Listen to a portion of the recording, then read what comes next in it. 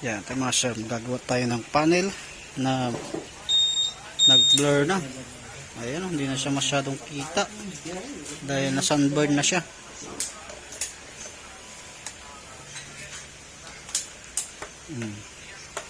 Sun and burn, kulang solution, no? Ayan, pari tatanggalin mo natin yung panel. Ito mga sir, kahit kayo kaya nyo itong gawin to pag ganito.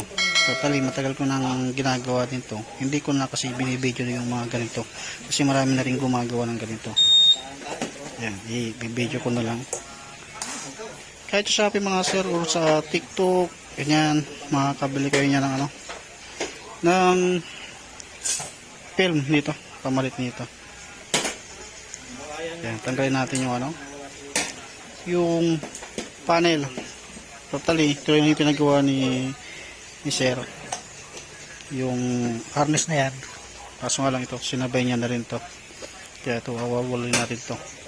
Madali yan to magtanggal to mga sir. Ayan, tanggalin natin, tapos tanggalin mo to, ito kasi tatanggalin mo din yan. Ayan, tanggalin mo natin yung panel.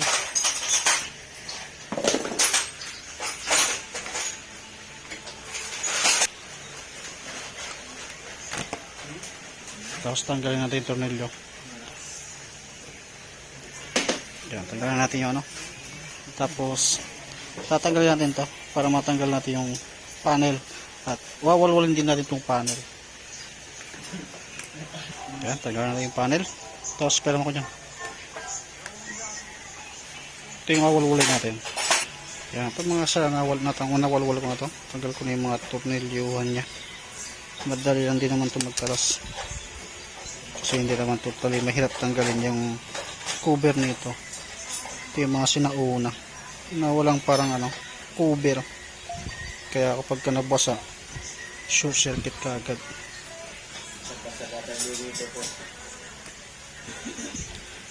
Dito mga sir, para matanggal nyo yung ito. Ayan o. Kasi ibabaw na. Laging babad to. Tingnan natin. Ito yung ibabaw na. Sira na oh.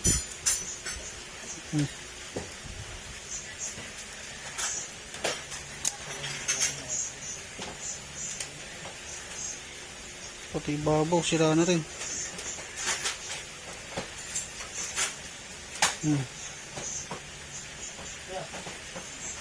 Bakbak na. Kabilaan.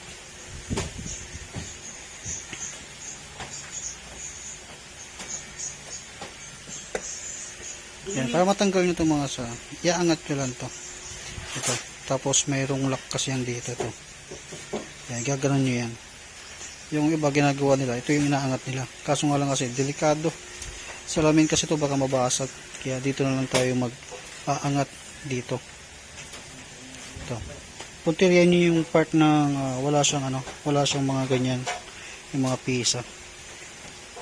Parang igigilid lang. Unti-unti lang pag-angat niyan. Yan, tanggalin ko muna to. Nabakbak ko na siya. Natanggal ko na dito, saka ito yung pinaka ano niya. Basta ang kanyan, dito siya nakalagay.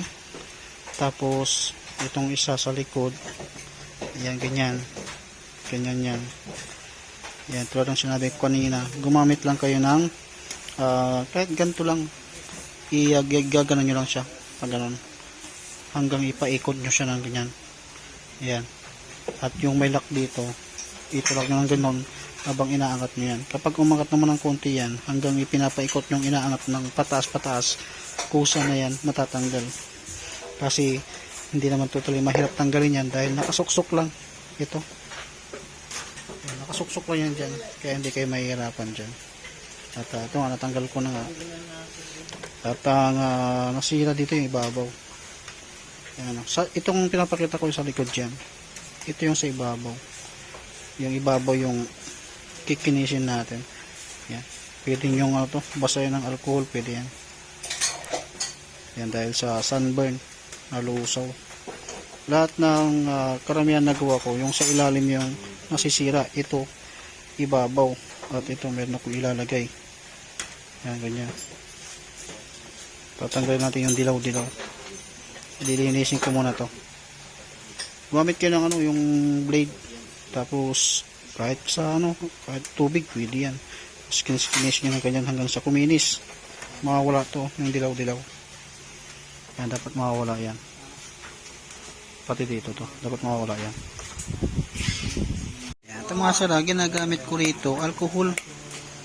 Napapansin nyo, malinis na siya. Kasi binabad ko siya ng alcohol. Tapos ginagawa ko, yan, ganyan. Piniblade ko siya. Kailangan malinisan nyo, matanggal nyo yung dagta. Tagayin nyo lang kasi medyo may katagalan talaga pagka di natanggal natin mabuti o nililinisan natin mabuti. Gamit lang kayo ng blade. Tapos alcohol yung ginamit ko naman, hindi na tubig, alcohol na. Yan, tapos ginaganyan ko siya hanggang sa 2 minutes na mga siya. Yan, linisan mo natin mabuti ito basta iwasan nyo lang matamaan to. Tapos siyempre iwasan nyo rin ano, magkaroon ng sugat yung salamin. Yan, ganyan lang ginawa ko. Ayan, kumikinis na siya. Yan, parang ganito mga sila, nilagyan ko ng sealant yan. Kasi kapag once na nilagay mo to, nandito na rin yung guma. Yung guma, hindi ko na nilalagyan yan. Kasi hindi naman dyan pumapasok ang tubig. Pumapasok ang tubig sa mismong pindutan. Yan, magiging yan silyado yan. Sasarado yan dun sa loob. Yan, pag nagsarado na yan, may tornilyo mo na yan. Kapag naulanan, hindi papasok na yung tubig sa loob. Dito kasi hindi naman papasok yan dito. Never yan dyan, napapasok yan dyan. Dito lang talaga nanggagaling. Kapag pinasukan yung panel, dito lang pumapasok yan mga sir. Ayan, balik ko na yung tornilyo nito. Tapos, testing natin sa motor. Kung maganda ba yung kalalabasan niya. Kaya ito na mga sir, naibalik na natin. Tapos, testing na natin. Ayan, kabit natin dito. Ayan, testing natin. Ayan, no? Kitang-kita na siya mga sir. Hindi tulad kanina.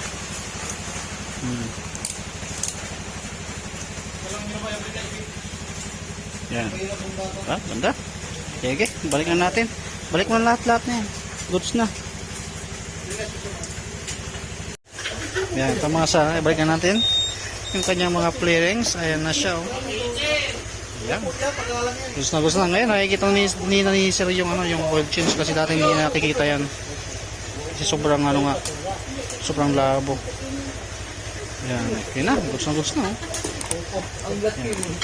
Okay na to.